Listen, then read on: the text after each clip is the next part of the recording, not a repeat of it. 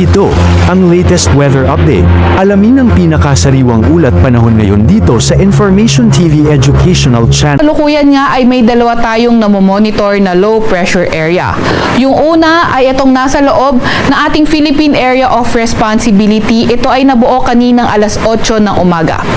And as of 3 p.m. today, ito ay nasa may layong 100 kilometers west-northwest ng Coron, Palawan. Itong low pressure area na ito ay naka-embed or nakapaloob dito sa Intertropical Convergence Zone o ITCZ na nakakaapekto sa may Southern Luzon, Visayas at Mindanao. At dahil nga sa Intertropical Convergence Zone, asahan natin yung maulap na papawirin at mga kalat-kalat na pag-ulan, pagkidlat pagkulog sa Metro Manila, sa may Calabarzon, sa may Bicol Region, sa may Mimaropa at Visayas. Kaya yung ating mga kababayan na inuulan ng mga nakaraang araw pa ay pinag-iingat nga natin sa mga banta ng pagbaha o pagguho ng lupa.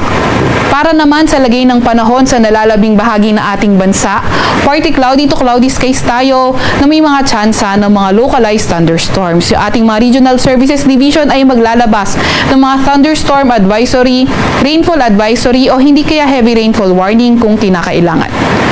Yung pangalawa naman nating namomonitor na low pressure area na nasa labas ng ating Philippine Area of Responsibility ay nabuo kanina alas 2 ng hapon at nasa may layong 2,525